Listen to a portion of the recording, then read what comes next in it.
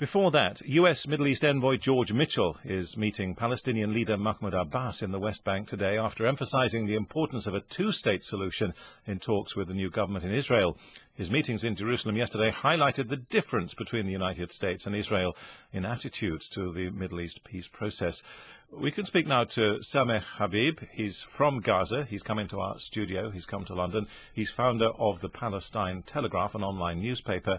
And from Jerusalem, we're joined by Mark Clarfield, a professor at the Ben-Gurion University of the Negev. Thank you, both of you, for joining us on World Update. Sameh, if I could start with you. We spoke to you in January during the Israeli offensive on Gaza. What do Gazans expect now? What do they hope for from George Mitchell?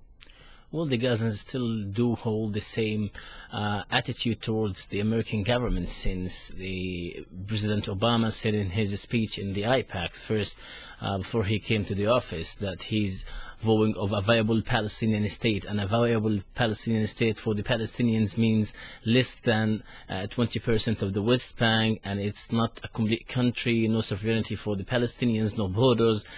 It's like a self-governance. It's not a complete state in which they will have the control. The obstacle to progress, of course, one of the obstacles is division within the Palestinian community. Now, what's happening about trying to reconcile the two sides, Hamas and Fatah?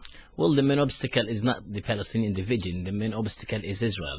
Since Oslo Agreement, all the successive Israeli governments approved that they are not interested in peace. Many pretexts came. That may be true. That's a view. But it is the fact that it is Palestinians attacking Palestinians. It is Palestinians imprisoning Palestinians.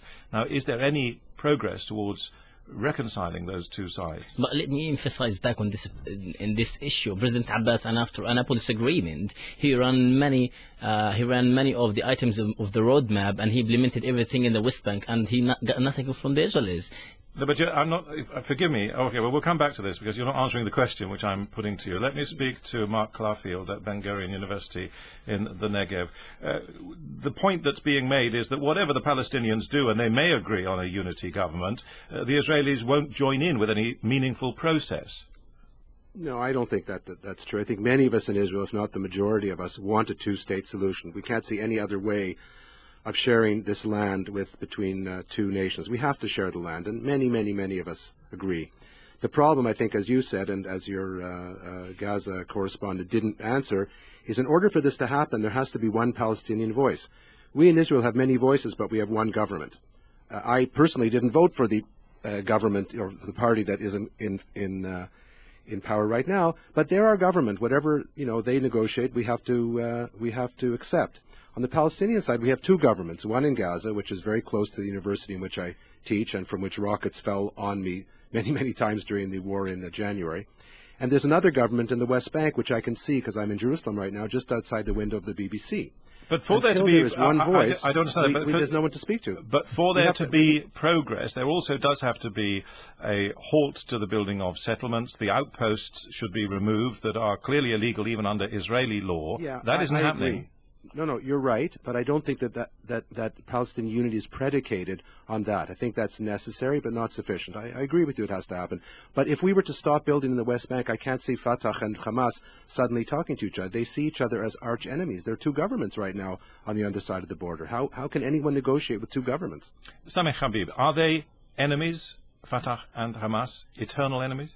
No, they are not enemies, and soon there will be a reconciliation. But the main problem is, it's Israel not interested in peace, and there was one Palestinian government in time of Abbas before Hamas, and this government didn't get peace, and they were saying a pretext that Arafat isn't interested in peace, and then they brought Abbas, and they didn't give Abbas peace until Hamas came. So the problem is not in Fatah and Hamas, the problem is in Israeli government.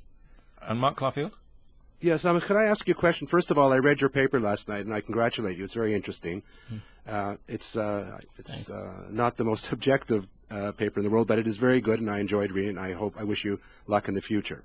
But I would like to ask you one question, and have your listeners also ponder this question. I work in the Negev in southern Israel, and I live in Jerusalem.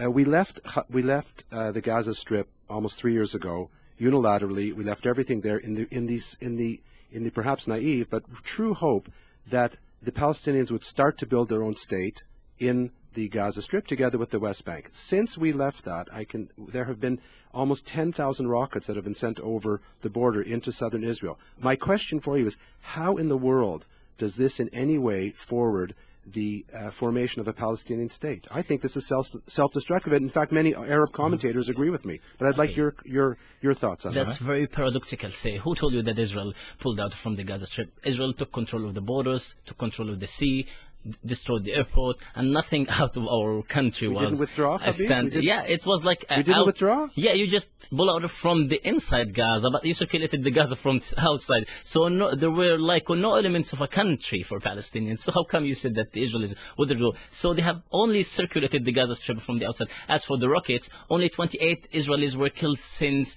2005 by these rockets, while thousands of Palestinians were killed by rockets. Each Qassam rocket is amounted with 20 kilograms, but your rocket is amounted of 2 tons. Okay, well that's a painful numbers game, but just for both of you, finish in a few words, if you will. Sure. Is there any hope in this U.S. mission, Mark? Yeah, there's always hope. We always welcome people to the Middle East trying to help us and our Palestinian neighbors get together. But unfortunately, until there's Palestinian unity and until they decide to recognize a Jewish state, I'm afraid we'll have to defer the formation of a Palestinian state. But that is in the interest of both people, so I hope it will happen eventually with peace between both peoples. And Sameh, any hope? I hope peace will come imminently and quickly, but with the new Israeli government, not this government. So not with this government, but this government is just elected. Lieberman is not interested in peace, and neither Netanyahu. So, George Mitchell then, he's wasting his time? He's wasting his time because this government must go on. Thank you. That's Sameh-Habeeb, who is the founder of the Palestine Telegraph, an online newspaper, and Mark Clarfield joins us too. He was from the Ben-Gurion University of the Negev, speaking to us from Jerusalem. You're listening to World Update. We'd like to hear your comments on that. Is George Mitchell wasting his time, or is there